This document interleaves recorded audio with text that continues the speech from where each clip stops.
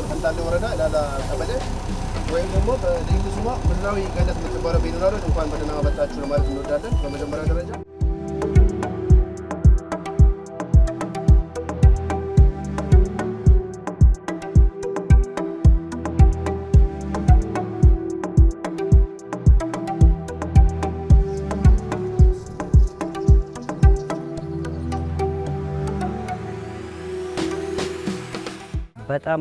በጣም ለመናገር ራሱ ቃላት ያጥሩብኛል።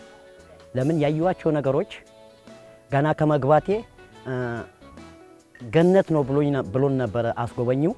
እውነትም ትክክለኛ ገነት መሆኑን ትክክለኛ ልማት እየተሰራ እንዳለ ትክክለኛ ከየትም ሀገር ቢመጡ እንደ መስዕብት እየመጡ ለማረፊያ ራሱ በጣም ጥሩ ቦታ እንደሆነና ታሪካዊ ሂደት ያለው የሚያሳይ ቦታ እንደሆነ ነው የተረዳሁት። ትውልድን እናሻግራለን ሲባል በተግባር የምታይበት ቦታ ማለት ነው። ለመጪው ትውልድ እንሰራለን ሲባል የእውነትም በትክክል እየተሰራ ነው ብለህ ልትመሰክርለት የምትችልበት ቦታ ነው። አንድ ከንቱ ነው አይረባም የምትለው ሰው እድሜ ዘመኑን በሙሉ ጠጪ ነው፣ ከዚህ በኋላ ብንመክረው ብንዘክረው ጸበል ብንወስደው ሐኪም ቤት ብናስገባው ፈጽሞ በቃ ማይስተካከል ሰው ነው ብለን የምንጠላቸው ሰዎች አሉ። በእኛ የድህነት አስተሳሰብ ውስጥ ይሄ ቦታ የተረሳ ቦታ ነው። የድህነት ህሳቤ ውስጥ ስላለን ማለት ነው።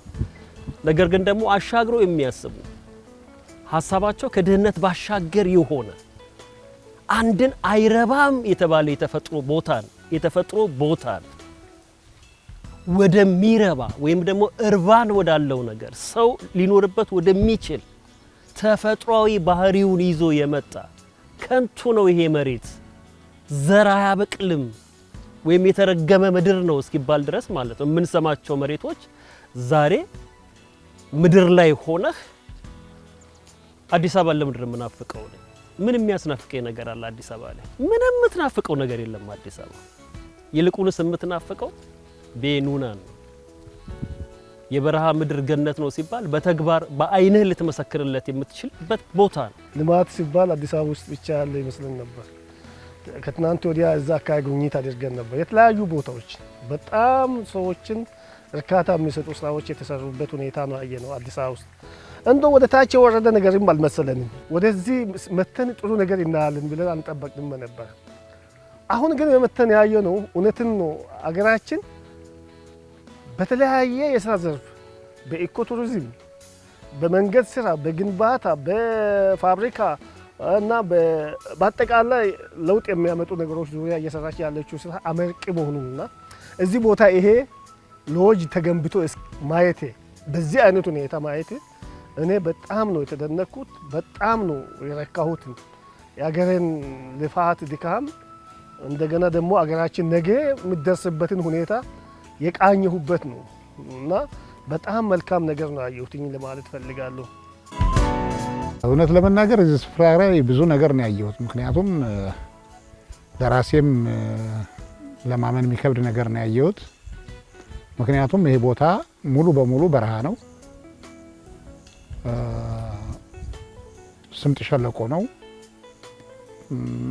ድንጋዮቹ በጣም የዋልካ ጭቃ የመሰሉ ጥቁር ድንጋዮች ናቸውና ምንም ነገር በሌለበት እንዲህ አይነት በረሃ ላይ እኔ ሪዞልቱ መገንባቱ አይደለም የሚደንቀኝ፣ ያን በረሃ ወደ ደንነት መቀየሩ በጣም የሚገርም ነገር ነውና የሆነ ልም ያለ አንድ ትልቅ በረሃ ላይ የሆነ ፈጣሪ ፈልጎ ያዘጋጃት ውብ ለምለም ደሴት ሆኖ ነው ያገኘሁት ይሄን ቦታ።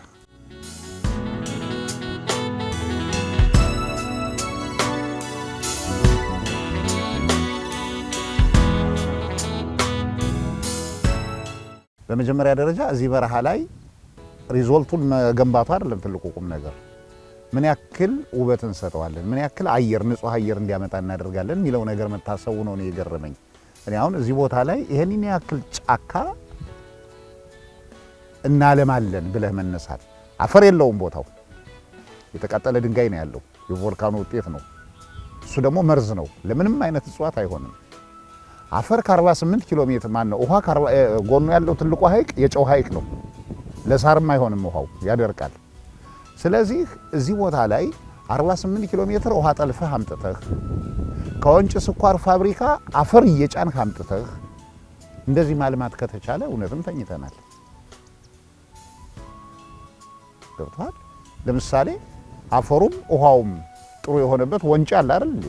ወንጭ ጋር ሄዶ ይሄን ፕሮጀክት መክፈት ይቻል ነበር ሳይደከም። ግን ደክመንም ተፈጥሮን እንቀይረዋለን የሚለውን ምሳሌ ማሳየት ደግሞ ለኔ ትልቅነት ነው። ለዚያ ነው በቃ ተኝተናል ያልኩት። እንደዚህ ማለት 48 ኪሎ ሜትር ውሃ ጠልፈህ ካመጣህ ይሄን ያክል ስንት ካሬ ሜትር ቦታ አፈር ከሌላ ሀገር ጭነህ ይሄን ያክል እጽዋት ማልማት ከቻልህ የነገ አገሪቱ ደን በደን ማትሆንበት ምክንያት ይኖራል። እና እሱ ነው ስንፈታችን። ትንሽ ጉልበት ትንሽ ኢኮኖሚ የምጠይቀው ላይ ነው የምናተኩር። ግን ለካ እንዲህ መሰራት ይችላል ለሚለው እኔ በአገሪቱ ደረጃ ትልቅ ምሳሌ ይሆናል ብለው ይሄን ሪዞልት ነው ገልጦ ማየትም ደግሞ እውነት ነው። በዚህ በለውጡ ነው የተጀመረው። ከዚህም የተሻሉ ቦታዎች ሊኖሩ ይችላሉ። አይዶ ነው ግን ይሄ ራሱ መገኘቱና ይሄ ቦታ እንደዚህ መልማቱ ቀጣይ ሌሎች በዚህ ሁኔታ እንደምልሙ እርግጠኞች እንሆናለን። ለምን የታዩ ለውጦችን እያየን ነው። ሁለት ነገር ነው። አሁን መልካም ነገር ስትሰራ ወዲያው አይታይህም ውጤቱ። አንተ አይደለም የምትመሰገንበት። አንተ መሰረትከው፣ አንተ አቋቋምከው፣ አንተ ሰራኸው። ከዛ በኋላ ያንተ ልጆች የልጅ ልጆች ናቸው የሚኮሩበት፣ ትውልዱ ነው የሚኮራበት። ክፉም ብትሰራ እንደዚያ ነው። አንገታቸው የሚደፉት የኛ ልጆችና የኛ የልጅ ልጆች ናቸው። ስለዚህ ምን ጊዜም ከመልካም ስራ ጀርባ ትልቅ ስም አለ እና ማን ነው የሰራው? አሁን ቅድም ያልኩ ነገር ነው። እነ ቅዱስ ላሊበላን እኮ በጣም ነው እነሱ ባይኖሩልን ኖሮ፣ አክሱምን የፈለፈሉ ልጆች ባይኖሩ፣ ጎንደር አብያተ መንግስታትን የገነቡ ልጆች ባይኖሩልን ኖሮ ምን ይበጀን ነበር? በየአቅጣጫው በአራቱም አቅጣጫ ያሉ ታሪካዊ ቅርሶችን የሰሩ አባቶቻችን እጃቸውን አጣምረው ወይ ነገር ሲጎነቡኑ ቢኖሩ ኑሮ ምን ይበጀን ነበር? ይሄኔ ነገረኛ እኮ ነው ምን ሆነ እንትና እኔ እንዲህ አናወራም። ስለዚህ ደግ ነገር ነው ይዞ የሚሄደው። ያለፈ ስታስታውሰውም በክብር በኩራት እኔ ኢትዮጵያዊ ነኝ፣ እኔ እነከሌ ልጅ ነኝ ብለህ እንድታወራ ነው የሚያደርግህና ይሄ ምንም ጥያቄ ውስጥ የሚገባ ነገር አይደለም። በእኔ እምነት ባህታውያን የሚኖሩበት ቦታ ሰላማዊ ህይወት ያለበት ከተፈጥሮ ጋር መነጋገር የምትችልበት ራስን የምታዳምጥበት ስፍራ ቢኖር ቤኑና ነው ያየሁት። ወደፊትም ልመሰክረው የምችለው በድፍረትም ደግሞ ላወራው የምችለው ይሄ የማይረባ ቦታ የማይረባ መሬት ከንቱ ነው የተባለ ዘር የማያበቅል ነገር ግን የሰው ልጅ በሐሳብ ብቻ የገነባው የተሻለ ሐሳብ ሲኖርህ የተሻለ ተፈጥሮን ተመሰረታለህ። አዲስ ተፈጥሮን የተመሰረተው ከዚህ ባሻገር የምናያቸው መሬቶች የሐይቁ ዳርቻ ተመሳሳይ እዚህ ጋር የነበረበት ቦታ ነው። ተመሳሳይ ቦታዎች ያ ቦታ ነው እንግዲህ ይሄ ቦታ የተቀየረው ሰው የሰው ምን ሐሳቡ ነው። ገንዘብ አለ፣ ሐሳብ ከሐሳብ በኋላ ነው ገንዘብ ጄኔሬት የሚደረገው። ይህንን ሐሳብ ላፈለቁት ሰዎች ይህንን ተፈጥሮ የሆነውን ቦታ ምድረ በዳ የሆነውን ቦታ ወደ ገነት የቀየሩ ሰዎች በታሪካቸው ሁሌም እየታወሱ ይኖራሉ።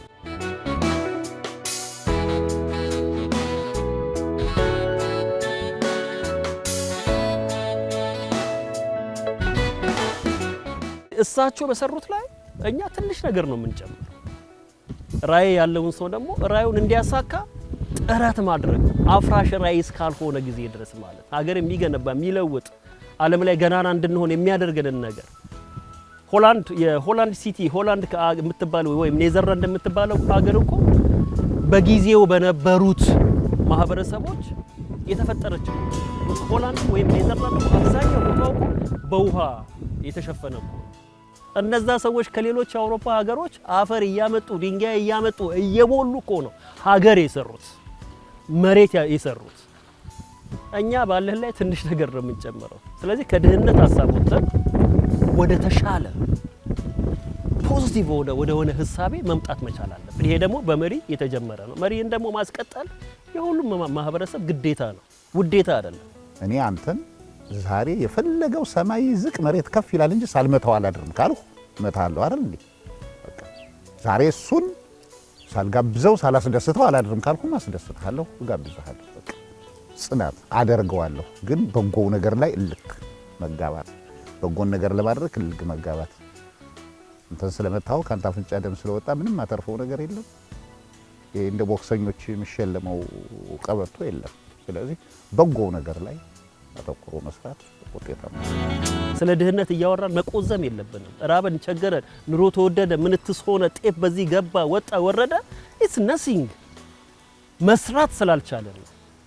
መስራት የሚቻልበት ቦታ ደግሞ እንደዚህ ያለ ጸጋ ያለበትን ቦታ የተሻለ ራዕይ ያለው መሪ አሳይቷል። ሶስቱን ተቀብሎ ማሻገር ነው። ሌላ ምንም ተአምር የለው።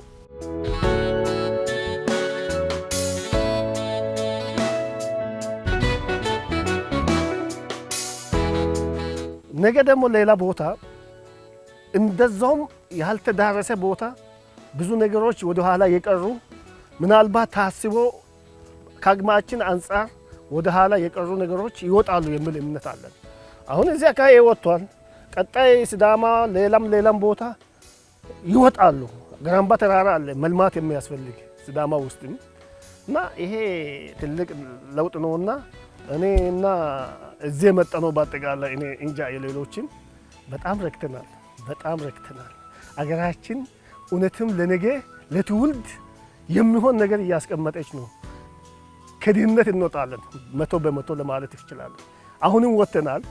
እንወጣ የተሻለ አገር ሌሎች የደረሱበት ደረጃ በለጸጉ የተባሉ አገራት የደረሱበት ደረጃ ለመድረስ ምንም የሚያግደን ነገር እንደሌለ ማሳያ ነው እና በዛ ሁኔታ ነው አየሁት። አፄ ቴዎድሮስ አናቃቸውም። እኔና አንተ በህይወት አናቃቸውም አልነበርንም። የምናቃቸው በታሪክ ነው አይደል? ያንን ታሪክ ደግሞ አፄ ቴዎድሮስን እንድናቀው ያደረገን የሎሬት ጸጋዬ ገብረመድኅን የቴዎድሮስ ድራማ ወይም ደግሞ የቴዎድሮስ ተውኔት ጽሁፍ ነው። ቴዎድሮስ ትልቅ ራዕይ የነበረው ኢትዮጵያዊ ንጉስ ነው። ኢትዮጵያን አሻግሮ የሚያይ የነበረ ገናና ንጉስ ነው።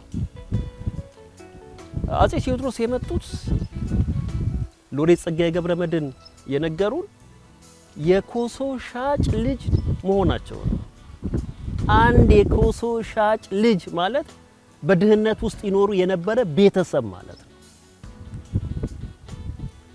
እኚህ ሰውዬ ናቸው ትልቅ ራዕይ፣ እኚህ ንጉስ ናቸው ትልቅ ህልም ኖሯቸው ኢትዮጵያን ለመቀየር የመጡት። ከአፄ ቴዎድሮስ ጋር ተመሳሳይ የሚያደርጋቸው ዶክተር አብይም ከድህነት ቤተሰብ ውስጥ ናቸው የመጡት። ሀሳባቸው ግን ኢትዮጵያን ታላቅ የማድረግ ራዕይ ነው። ሚሽናቸው ኢትዮጵያን በዓለም የሚገባትን ስፍራ ማግኘት የሚጥሩ ናቸው። እኚህ መሪ በአጋጣሚ ጸሐፊ ናቸው። ጸሐፊነታቸው ደግሞ ለኪነ ጥበቡ ቅርብ እንዲሆኑ አድርጓቸዋል። ተፈጥሮንና ኪነ ጥበብን ያገናዘበ ሀገር መገንባት እንደሚቻል ገብቷቸዋል። ስለዚህ የኚህን መሪ ህሳቤዎችን ተቀብሎ በፖዚቲቭ ኤነርጂ አሻግረን እንድናይ ማድረግ ትንሽ ነገሮችን ከኛ መጨመር ነው የሚጠበቅበት።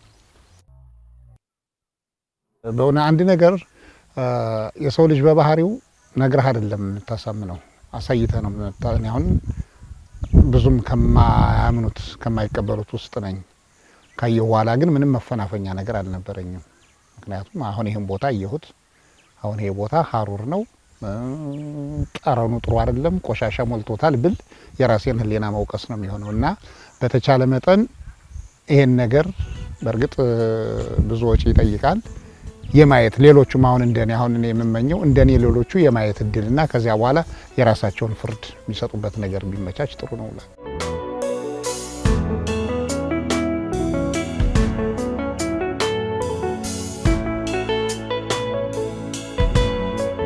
አሁን ካየሁትና አይቶ ማመን ነው። ካላዩ መቼም በወሬ ደረጃ ይወራል፣ ውሸት ነው የሚባል ነገሮችም ይወራል እና ግን እውነታውን በቦታ ሆኜ አይቻለሁ። ይሄንን እድል በማግኘት እድለኛ ነኝ እኔ በእውነት። በተለይ ይሄ ኪነ ጥበብ ዘርፉ ይሄንን ታሪክ ለማውጣት ብዙ ስራ ይሰራል ብዬ ገምታለሁ። እኔም አሁን መጽሐፍ መግጠም እፈልጋለሁ በዚህ ዙሪያ። ከዚህ ማታ ጽፋለሁ። አሁን ገብተንም ቀጥሎ ያለውን ስራ ኢትዮጵያ በአሁኑ ሰዓት የት እንዳለች በሚገባ ማሳየት እንችላለን። እናም ለጠየቅከው ጥያቄ ነገ ሌሎች ሀገራት የደረሱበት ደረጃ ለመድረስ ምንም የሚያግደን ነገር የለም። በተለይ አሁን ካለው አመራር ሰጭነት እና ካለው ቅንጅታዊ አሰራር ዓለማት እኮ ትልቁን ገቢያቸው የሚያገኙት ከቱሪዝም ነው። የቱሪዝም ጭስ አልባ ኢንዱስትሪ የሚባለው ነው እንግዲህ ቱሪዝም እና ለዚህ ምንም ጥያቄ የለውም። እና አሁን እየተሰሩ ያሉ አሁን በቅርብ እየተገነቡ ያሉ 5 ታላላቅ ሪዞርቶች አሉ። ከዛ በፊት የነበሩት አሉ። ግን እነዚህ አይበቁንም። ምክንያቱም ሀገራችን ብዙ የውጭ ዜጎች ሊያዩት የሚፈልጓት ሀገር ነች። ህዝቦቿ እንግዳ ተቀባዮች ናቸው። መልክዓ ምድሩ ምቹ ነው። የአየር ንብረቷ ምቹ ነው ለቱሪስቶችና ከዚህ በኋላ ብዙ የቱሪስት ፍሰት ሊኖር ስለሚችል እንዲህ አይነት ሪዞርቶች በሰፊው ታቅዶ መገንባት አለባቸው የሚል ሀሳብ አለ። ከተለያየ አካባቢ ከተለያየ ክፍለ ሀገር የተለያየ ሰው ነው መጥቶ የሚጎበኘው። በሚጎበኙበት ጊዜ ወደ መጡበት አካባቢ አንድ ገቢም ያስገባሉ፣ ሁለት ደግሞ ያዩትንም ሄዶም ሌላ ጋር ይመሰክራሉ።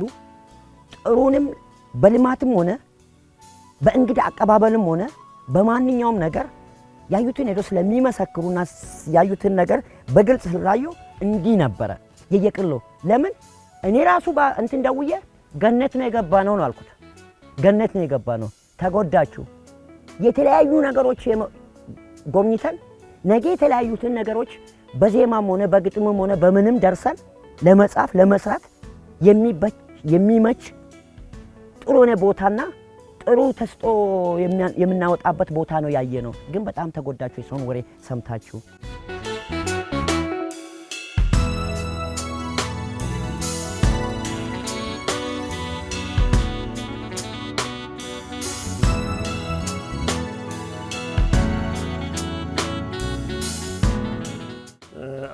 ጠቅላይ ሚኒስትሩም በአንድ ወቅት ሲናገሩ ነበር። ለዘር ያስቀመጥከውን ነገር ተርቤያለሁ ብለህ አወጥተህ ከበላህ የበለጠ ረሃብ ነው ለሚቀጥለው፣ እንደውም ከዛ የባሰ ነገር ነው የሚሆነው። እና ተቸግረንም ቢሆን ለቁም ነገር የሚደርስ እኮ በድሎት አይደለም ማለፍ የሚችለው።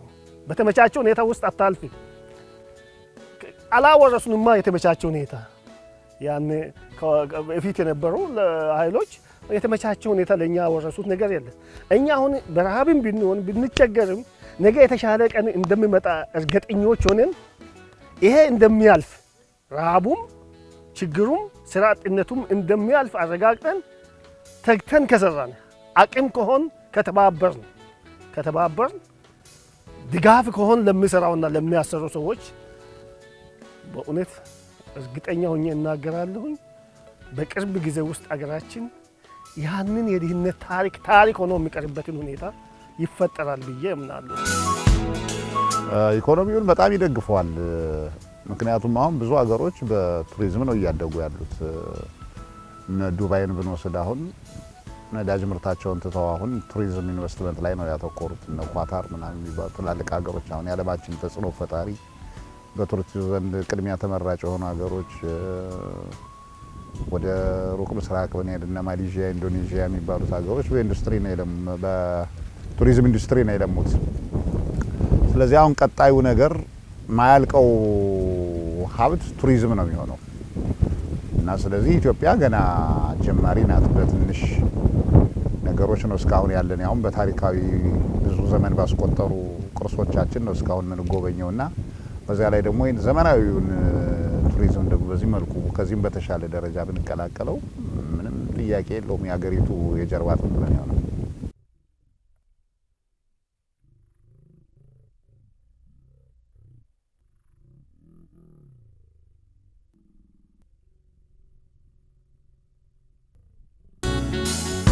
እኛ መሪዎቻችንን አክሴፕት አድርገን ሀሳቦቻቸውን ተቀብለን አናሻግርላቸው።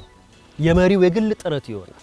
መሪው በህይወት እስካለ ጊዜ ድረስ የሚችለው አቅም ድረስ ይሄዳል። አሁን ያለው ልማት በሚገባ ማፋጠን፣ ጎን መቆም፣ መደገፍ፣ ማበረታታት፣ ጥሩ ነገር ማድረግ ቢቻል ከተቻለ በጎን መሰለፍና አብሮ መስራት፣ ካልተቻለ ሀሳብ ማንጸባረቅ፣ ጥሩ ሀሳብ ማንጸባረቅ ራሱ ትልቅ ነገር ነው። ያንን እያንቋሸሹ መሄድ ጥሩ አይደለም። የተሰራውን ተሰርቷል፣ ይሄ ይቀረናል፣ ይሄንን አብረን እንስራ ብለን የሚሰሩና አብረን ለመስራት ያለንን አቋም ካንጸባረቅ አገራችን እውነትም ነው ጥሩ ደረጃ ትደርሳለች የሚል እምነት አለኝ። የመሪዎቻችንን ሐሳብ ተቀብለን መራመድ የማንችል ማህበረሰቦች ነው። ከዚህ ያረጀ አስተሳሰብ ከዚህ የድህነት አስተሳሰብ መላቀቅ መቻል አለብን። መሪዎች ሰዎች ናቸው፣ መልአኮች አይደሉም። መልካምን ነገር ይሰራሉ፣ መጥፎም ነገር ይሰራሉ። ሰዎች ናቸው፣ ያጠፋሉ። ፍጹም መሪ የለም ዓለም ላይ። ነገር ግን በጎውን ነገር ተቀብለን በጎውን ሐሳብ ሼር አድርገን እንደ ማህበረሰብ ደግፈናቸው መሄድ መቻል አለብን። ሀገርን ሁሉ መሪ እየገነባ ይጨርሳል። በጸጋቸው ደግሞ ሀብት የተሰጣቸው ሰዎች አሉ፣ በአንድም በሌላ መንገድ። እነዚህ ባለ ሀብቶች ደግሞ ሶሻል ሪስፖንሲቢሊቲ የሚባል ነገር አለ። እኔ ገንዘብ እያከማቸውኝ ሀገሬን በኃላፊነት የማልለውጣት ከሆነ አካባቢን የማልቀይር ከሆነ ብሬን ዱባይ የማስቀምጥ ከሆነ ሀገሬን ግን በድህነት ውስጥ ነች እያልኩኝ የምቆዝም ከሆነ እኔ ኢትዮጵያዊ አይደለሁም፣ ወይም ያ ሰው ኢትዮጵያዊ አይደለም፣ ወይም ያቺ ሴት ኢትዮጵያዊት አይደለች። መቼስ አንድ ልማት አንድ ጊዜ አይደለም የሚሰራው፣ ቀስ በቀስ ነው ነገሮቹን እየተሰራ እንትን ወደ እድገት ደረጃ የሚደረሰው። ሰው ከሰው ነው የሚማረው፣ ሰው ካየው ነው የሚማረው። ያየውን ነገር አውርዶ ነው መስራት እንትን የሚችለው። ግን የሚሰራው አይከላይ ስራ ብቻ ሳይሆን እኔም አብሬ ያየሁት መስራት አለብኝ፣ ወርጄ መስራት አለብኝ ብዬ ራሴንም አሳምኜ ዝቅ ብዬ መስራት መቻል እንዳለብኝ ነው የሚያምነው። ባለን ሀብት መሪዎቻችንን መደገፍ ግዴታችን ነው። ማህበረሰቡን መቀየር ግዴታችን ነው። አካባቢያችንን መቀየር ግዴታችን ነው። ትልቁ እንዲሁም ሸክም ያለው ከመሪ ባሻገር ይሄንን መልካም ሐሳብ የተቀበለው ባለሀብቶቻችን አሻጋሪ የሆኑ ተጨማሪ እሴት ወይም ደግሞ ቫልዩ አድ እያደረጉ መሄድ ይጠበቅባቸዋል። ከተማ ላይ ሆነ የ50 ሚሊዮን የ60 ሚሊዮን መኪና በትነዳ ኢትስ ነሲንግ። ከተማ ውስጥ ሆነ አንተ በ250 ሺህ ብር በ350 ሺህ ብር ሳጥን ብትቀበር ምንም። እኔ በኬሻ ተቀበርኩኝ፣ ሰንበዲ በ300 ምናምን ሺህ ብር ሳጥን ተገዝቶልህ ተቀበረ። ኢትስ ነሲንግ። ሁለታችንም መጨረሻ አፈር ነው የሚበላን። አፈርንና ወደ አፈር ትለወጣለህ ነው። ምንም የተለየ ነገር የለውም። ምንም የ300 ሺህ ብሩ ሻወር የለውም፣ ማሞቂያ የለውም። ይኖ በማይገባ ነገር ላይ እናወጣለን። ከተማችን ላይ የምናያቸው ሰርጎች አሉ፣ በጣም ቅጥ ያጡ ስርዓት ያጡ 300 ሚሊዮን ብር ሰው ደግሱ የሚደግስበት ሀገር ምናምን። ከዚህ አይነት አስተሳሰብ መውጣት አለብን። በ300 ምናምን ሚሊዮን ብር የስንት ሰዎችን ህይወት እንቀይራለን? በ300 ምናምን ሚሊዮን ብር ስንት ከተማን መገንባት እንችላለን? ቆሻሻ ከሆነው ሐሳብ የድህነት ሐሳብ መላቀቅ መቻል አለበት። መሪ ብቻ አይደለም ሀገር የሚቀየረው፣ ባለሀብቱም ጭምር ነው። እውቀት ያለውም ደግሞ የነገ ተስፋ ያለው ተማሪውን ጭምር ነው ሀገር የሚቀየረው። መሪማ የሚችለውን ነገር ያደርጋል። በቃ እስከቻለው አንድ ሰው እኮ ነው። እሱን ሰፖርት ማድረግ ከሁላችንም ይጠበቅብናል። ስለዚህ ማህበረሰቡ፣ ባለሀብቱ የተጋራ ሐሳብ ሊኖረው ይገባል። ሀገርን ለመቀየር የሁላችንም ድርሻ ነው። የአንድ መሪ ብቻ ሐሳብ እና አበሳ አናድርገው፣ የሁላችንም ጉዳይ ነው።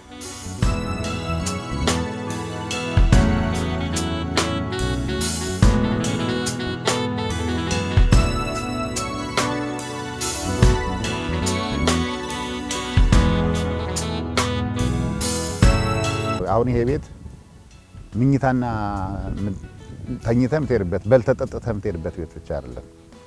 ግብርናው ላይም ስምጥ ብሎ ሂዶ ገብቶበታል።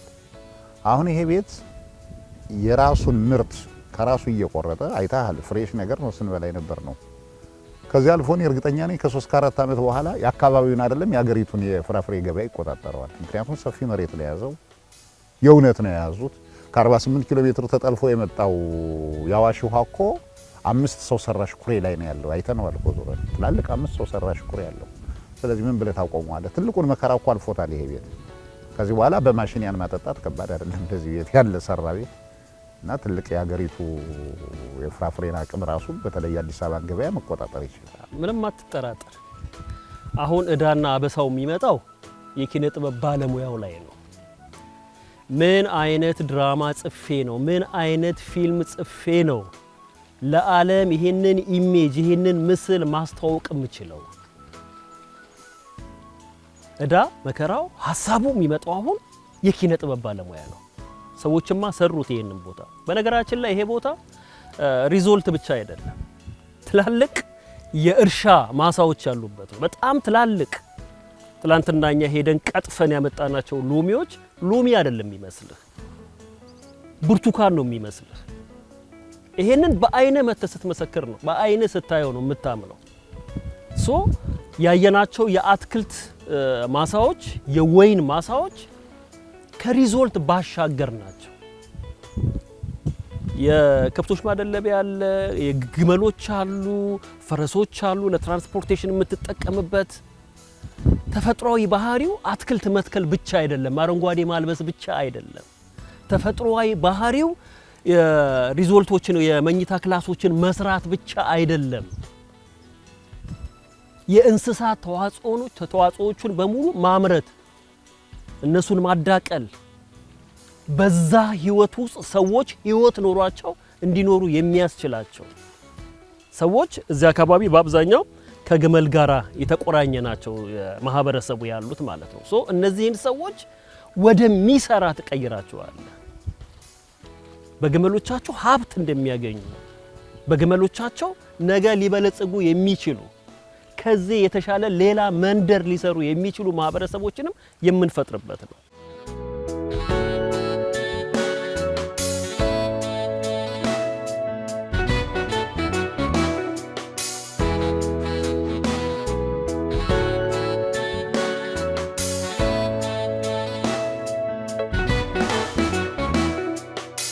በአንድ ብዕር ግን ኢትዮጵያንም ሆነ ዓለምን ልታበላሽም ልትገነባ ትችላለህ። ስለዚህ የኪነ ጥበብ ባለሙያ ይህንን ዘርፍ በተለያየ መንገድ መደገፍ መቻል አለ። እኔ ጸሐፊ ከሆንኩኝ ሰዎችን ያየሁትና የታዘብኩትን ነገር በጥሩ ጎኑ ማንጸባረቅ ከቻልኩኝ፣ መደገፍ ከቻልኩኝ፣ መግጠም ከቻልኩኝ አንድ ነገር አድርጌያለሁ ማለት ነው ለዚህ ልማት እና አሁንም ቢሆን ይህንን ቦታ መተን እንድናይ የተደረገበት ዋናው ምክንያት ለዛም ነው። የኪነ ጥበብ ባለሙያ ትልቅ ሚና አለው። ከመንግስት ህሳቤ በላይ አሁን መስራት የሚጠበቅብን የኪነ ጥበብ ባለሙያዎች ነው። ይህንን ማድረግ ሳንችል ስንቀር ነው ለሀገራችን እዳ መከራ የምንሆነው። ተራና አሉባልታ ወሬዎች ውስጥ ተጠምደን የምናወራው። መሳሪያዎቻችንን ጥለን ወደ ብዕር እንምጣ። መዋጋቱን ትተን ወረቀትን እናናገር፣ ከወረቀት ጋር እንነጋገር። በጥይት አይደለም መነጋገር ያለብን፣ በወረቀት በብዕር ነው መነጋገር ያለብን። የምንነጋገረው ደግሞ ፖዚቲቭ በሆነ ኤነርጂ ኢትዮጵያን በዓለም ላይ ማግነን ነው። ትርፋማ እንድትሆን ነው፣ ተወዳዳሪ እንድትሆን። አሁን ያለን ድህነት ማጥፋት ነው እንጂ በመዋጋት ሀገር አትቀየር። በመዋጋት አዲስ ሀሳብ አታመጣ፣ እዳና መከራን ታበዛለህ እንጂ። ስለዚህ ጥበብ ሀገርን አሻግራ የምትሄድ ነች። በጥበብ ነው የኢትዮጵያን ኢሜጅ ከዚህ በኋላ መግለጽ የሚገባል። ምስሏን፣ ገጽታዋን፣ ገበናዋን ማሳየት የምንችለው በኪነ ጥበብ ነው። እውነታውን እናውጣ፣ ትክክለኛ ነገር እንጻፍ፣ ለህሊናችን እንገዛ። ያየነውን የታዘብነው ነገር ከማንኳሰስና ከማበላሸት ብቻል ሀገራችን ናታ እንፈልጋታለን። ብትበላሽ እኮ ምንም ነገር የምናገኘው ውድመ እንደ ሶሪያና የመን ነው የምንሆነው እንጂ ምንም የምንጠቀመው ነገር የለም። ያ እንዳይሆን እንደው ምንም እንኳን በሐሳብ ልዩነት ቢኖረን የተሰሩ ስራዎችን ግን በየዛኑ ልክ ማንጸባረቅ መቻል አለብን የሚል እምነት አለኝ። መልእክት ለምሳሌ አሁን ዝም ብሎ ባፍ ከሚነገርና በሙዚቃ በእንትን በሚባልበት ሰዓት ብዙ ሰዎች የመስማት እንትን ሊኖራቸው ይችላል። በዛም የተለያየ ትምህርት ሊያገኙ ይችላሉ። እና ምንድነው ያየሁትን ማስተላለፍ በጣም እኔ ዝግጁ ነኝ ነው የምለው። ለምን አይቻለሁኝ፣ ውስጤ ገብቷል፣ ብዙ ቦታ ውስጤ ገብቷል። አሁን አዲስ አበባ ላይ ብዙ ቦታ ነው የጎበኘ ነው ያዩዋቸው ነገሮች በጣም ይገርማል።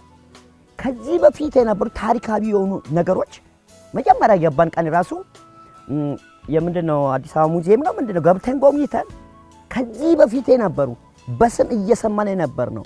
ከዚህ በፊት መሪዎቻችን እየተጠቀሙ የነበሩ ከመኪናዎች አንስቶ እስከ መገልገያዎች እቃዎች ራሱ አይቻለሁ። ይሄንን ራሱ በአንዳንድ ዜማዎች መስራት እንችላለን። ለምን አርቲስቶችን እዚህ ጋር እኛን አምጥቶ ያስጎበኙት አይተን ብቻ ሄደን እንደ ጋን ማብራት ለመደበቅ አይደለም፣ ወይም ተደብቀን ዝም ብለን ልንቀር አይደለም እያሳየን ያለ ነው። ያየነውን ነገር ወተን ደግሞ ለህብረተሰብ ለህዝብ እንድንመሰክር ነው።